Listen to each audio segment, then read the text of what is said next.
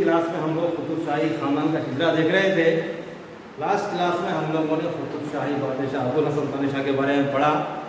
3 अक्टूबर 1687 को औरंगजेब ने गोलकोंडा किले पर कब्जा कर लिया और अबुल हसन तानिशाह को कैद करके लेके चले गया। दौलताबाद में कैद खाने में ही उसकी मौत हो गई, जिसका नतीजा ये हुआ कि यहाँ पर गोलकोंडे की रियासत या गोलकोंडा की सल्तनत या कुतुब शाही सल्तनत का खात्मा हो गया। तो चूंकि हम इनका हिजरा पढ़े थे, अब इस दौर का नज़्म-ओ-नस्क़ क्या था, इनके माली हालात कैसे थे, माशियत कैसी थी, समाज कैसा था, वो अब हम इस आखिरी क्लास में देखते हैं। तो किसी भी सल्तनत को जानने के लिए, उसकी तरक्की को जानने के लिए सबसे पहले ज़रूरी चीज़ होती है उसकी माशियत। तो गोलकोंडे की माशियत सबसे ज़्यादा अहम थी।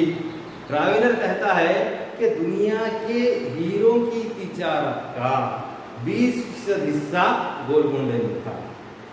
इसे दूसरा मिस्र भी कहा जाता था। और जो शहर हैदराबाद बनाए वो अस्फिहान शहर, जो ईरान का अस्फिहान शहर है, उसकी तर्ज पर उसको बनाया गया। तो माशी तौर पर काफ़ी ज़्यादा मुस्तहकम थे। कोहिनूर हीरा जो कोलार की कानून से निकला है, कुछ मोरिशियन कहते हैं कि गोलकोंडे में मिला, कुछ लोग कहते हैं कोलार से मिला। कोलार जो है कृष्णा डेल्टा का एक इलाका है जहाँ से ये कोहिनूर हीरा मिला।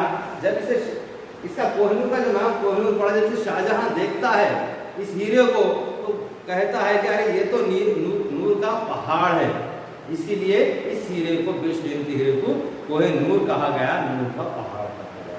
तो हमने सबसे पहले कुतुबुल मुल्क को देखा, इब्राहिम कुतुब शाह, इसके बाद सुभान, जमशीद, कुली, सुल्तान मोहम्मद कुतुब शाह, अब्दुल्ला कुतुब शाह, आखिर में हमने अब अबुल हसन तानिशाह को देखा। ये लोग न सिर्फ सेकुलर थे, मजहबी रवादारी के साथ रहते थे, बल्कि इन्होंने तेलुगु और उर्दू जबान के लिए बहुत सारा काम किया। तो सबसे पहले हम इनका देखते हैं नज़्म-ओ-नस्क़। आज की इस क्लास में एक इस जमाने का नज़्म-ओ-नस्क़ कैसा था। तो बादशाह या सुल्तान जो होता था वो मुक़्तदर आला होता था, सल्तनत का हाकिम होता था। वो अपने लिए पिछले हुक्मरानों की तरह, जैसा काकतीयास थे, उनके लिए उनकी तरह ही अपने पास एक वजीरों की मजलिस रखता था, जिसको मजलिस हिजरा कहते हैं।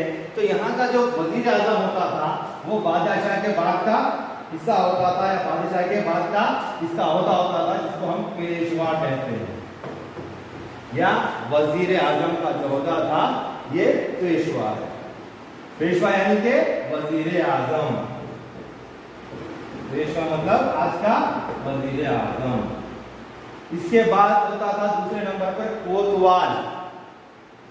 कोतवाल का काम होता था कि मुल्क में अमन व अमान बरकरार रखना, यानी कि ये समझिए कि होम मिनिस्टर। उस जमाने का कुतुब शाही दौर के होम मिनिस्टर को हम क्या कहेंगे? कोतवाल। उसके बाद आती है बात मीर जुमला, फाइनेंस मिनिस्टर। पहले होगा पेशवा, ये prime minister, defence minister, finance minister. उसके बाद आता है वजीर। वजीर यानी कि सेक्रेटरी, जिसे हम कहते हैं आज की तारीख में होम सेक्रेटरी। ये किसका काम था? वजीर। आइनुल मुल्क, सिपाह सालार, फौज का सरबराह आला जो होता था वो आइनुल मुल्क होता था।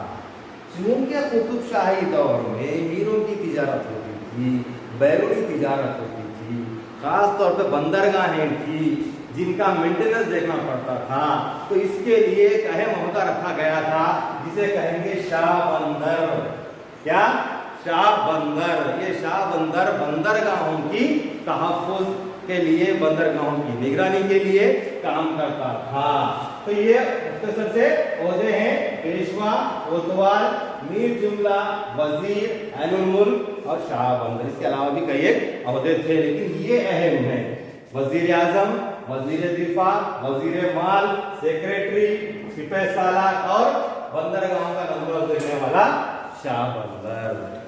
इसके बाद कुतुब शाहियों ने नज़्म-ओ-नस्क़ की सहूलत के लिए अपनी सल्तनत को 4 हिस्सों में तकसीम कर दिया। वो 4 हिस्से कौन से थे? चलिए देखते हैं। तो सबसे पहला जो हिस्सा था तरफ। आज हमारे पास जिसे हम रियासत कहते हैं, उस जमाने में तरफ होता था। तरफ का जो हाकिम होता था, जो जिम्मेदार होता था, वो था तरफदार। तरफ के लिए हाकिम भी होता था तरफदार। उसके बाद जो आज हमारे पास डिस्ट्रिक्ट है, उस जमाने में सरकार हुआ करते थे। आज के जो अजला है, उस जमाने में इसको सरकार कहा जाता था। इस पे होता था फौजदार, इसका निगरानकार या इसका जिम्मेदार सरकार का फौजदार। उसके बाद होता था परगना, यानी कि हमारा मंडल। इस पे होता था तहसीलदार, इस तहसील का दार यानी कि तहसीलदार। तो पहले क्या होगा, तरफ का जिम्मेदार तरफदार। उसके बाद क्या कहिए, सरकार का जिम्मेदार फौजदार, परगने का जिम्मेदार तहसीलदार। आखिरी का हिस्सा होता था देहात या ग्राम का, जिसका होता था मुकद्दम। इस तरह कुतुबशाहियों ने अपनी सल्तनत को तकसीम किया। दौरे हाजिर में ये है स्टेट, डिस्ट्रिक्ट, मंडल और ये हमारा देहात या ग्राम पंचायत।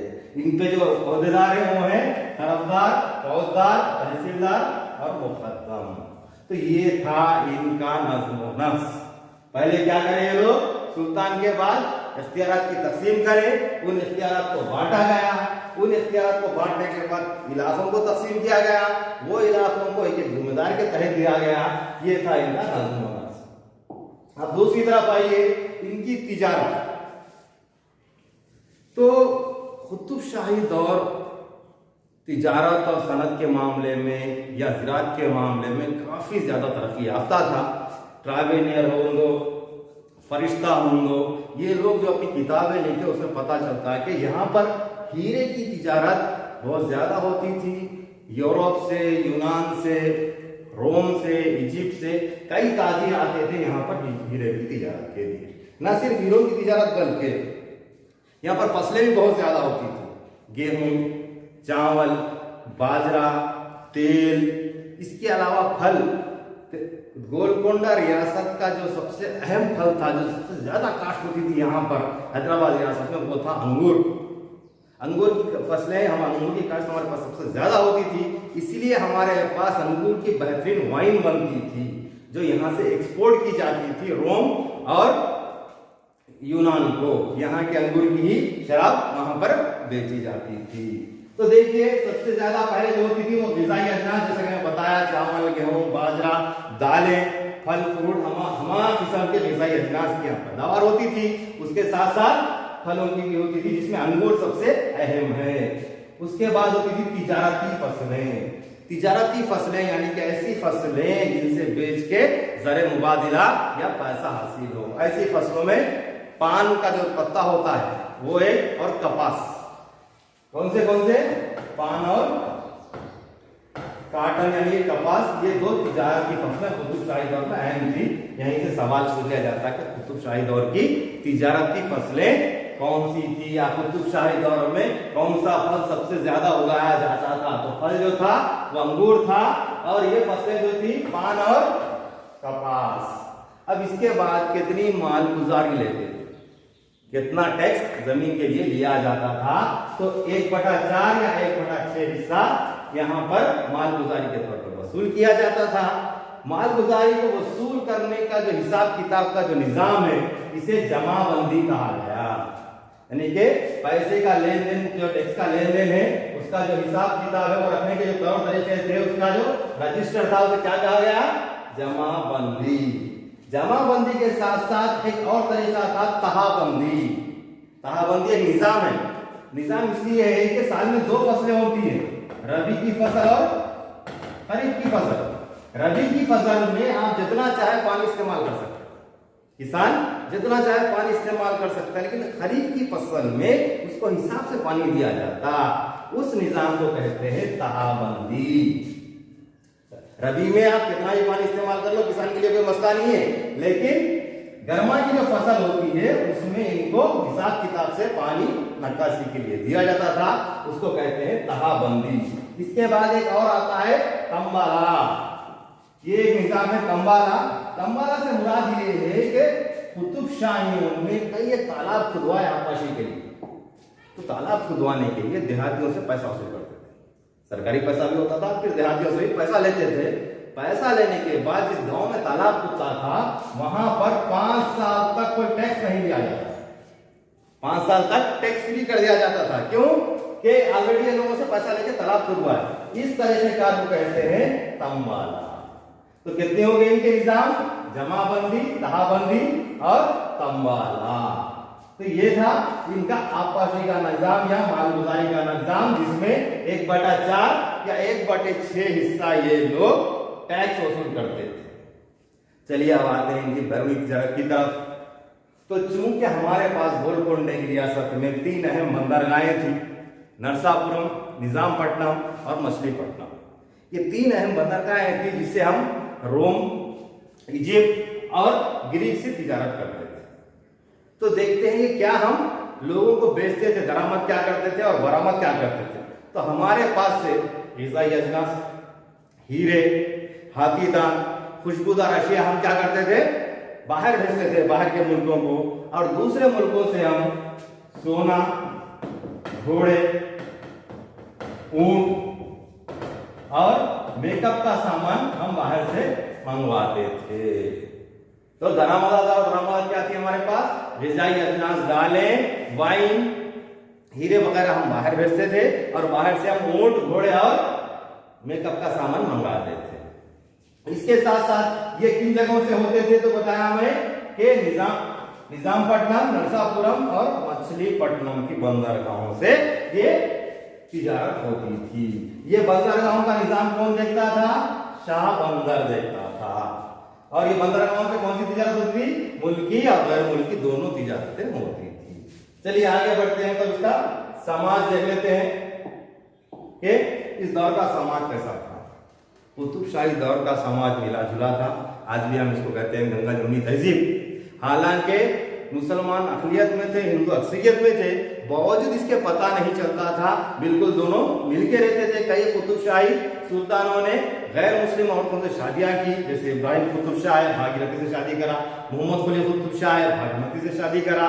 तो ये लोग मजहबी रवादार थे और खुद कुली कुतुब शाह हर साल बसंत त्योहार किले गोलकोंडे में मनाता था और ये इसमें शरीक भी होता था। सामाजिक बुराइयों में अगर देखते हैं तो सती की रस्म सबसे बुरी सामाजिक बुराई थी, जिसको तमाम कुतुबशाही बादशाहों ने खत्म करने की कोशिश की। इस दौर में औरतों का मुकाम आला था। मैं पिछली क्लास में आपको बताया, हयात बख्श बेगम जो एक बादशाह की बेटी थी, दूसरे बादशाह की बीवी थी, तीसरी बादशाह की माँ थी, जिसने मासाब टैंक बनाया गोलकोंडे में पीने के पानी के लिए। तो यहाँ की जो औरतें थी काफी आला मकाम रखती थी, हुकूमतें चलाती थी, इसलिए इस जमाने में औरतों का मकाम ऊंचा था। मैं कई पिछले क्लासेस में बताया कि वो समाज तरक्की याफ्ता होता है जिस समाज में औरतों को आला मकाम दिया जाता है। अब उसके बाद 14 ऐसे त्योहार थे। तो बताया मैं बसंत त्योहार, उसके बावजूद 14 ऐसे त्योहार थे जिनको सरकारी तौर पे मनाया जाता है। जैसे आज हमारे पास बदकम्मा मनाते हम, उसी तरह कुतुब शाहों के दौर में 14 त्योहार थे जो मजहबी नहीं थे बल्कि मजहबी रवादारी पे थे, यानी कि हिंदू मुस्लिम दोनों मिलकर इसको मनाया करते थे। तो ये था इनका मुख्तसर सा समाज। अब इनके अदब के बारे में तो मैं हर बादशाह के साथ आपको पढ़ाया हूं कि किस दौर में किन शोरा ने कौन सी किताबें लिखी थी। एक मुख्तसर सी चीज ये है कि आज हम हैदराबाद को देखते हैं, हैदराबाद के इलाके के चंद नाम है जो तारीखी तौर पर मशहूर है। तो बताता हूँ मुगलपुरा। मुगलपुरा की तारीख क्या है? तो जिस दौर में 1686-87 में औरंगजेब अपनी फौज को लेकर आया था, उसकी फौजी छावनी जहां वो लोग ठहरे थे, उस इलाके को कहते हैं मुगलपुरा, क्योंकि यहाँ पर मुगल फौज ठहरी हुई थी। इसके बाद जिस इलाके में इनके घोड़े रुकते थे उसको हम कहेंगे गोशा महल। तो आज जो गोशा महल है वो इसी जमाने में औरंगजेब के घोड़े यहाँ पर ठहरते थे, इसीलिए हम इसको गोशा महल कहते हैं। इसके बाद फतेह मैदान, जिस जगह जंग हुई जहां पर औरंगजेब जीता, मुगल सल्तनत काबिज हो गई, उस इलाके को हम कहेंगे फतेह मैदान। मासाब टैंक के बारे में तो मैं बताया हूं कि मासाब के नाम पे रखा गया था। तो ये था मुख्तसर सा किस्सा कुतुब शाहों का। आज हमारी ये क्लास खत्म होती है। इसमें आप लोगों को याद रखने की चीजें ये है कि इनकी काबीना में कितने वजीर थे, वो कौन से, खास तौर पर जैसे सवाल निकाला जाता है, रिसेंटली एग्जाम में एक सवाल आया, शाह बंदर का काम क्या होता है। एक सवाल आया कि कुली कुतुब शाह का तखल्लुस क्या था। तो इसको डीपली आप लोग पढ़िए, बहुत सारी चीजें इसमें से हैं जो हर एग्जाम में बगैर इनके तेलंगाना का कोई कॉम्पिटिटिव एग्जाम नहीं होता है। आज की तारीख की, आज की हमारी क्लास यहाँ पर खत्म होती है। इंशाल्लाह अगली तारीख में हमारे पास अगली टॉपिक है आसिफ जाही, क्योंकि हमारे पास आज कुतुबशाही खत्म हो चुकी है। हमने काकतियात देख लिया, कुतुबशाही देख लिया, अगली क्लास देखते हैं हम आसिफ जाही। जब तक के लिए अपना ख्याल रखिए, अल्लाह हाफिज।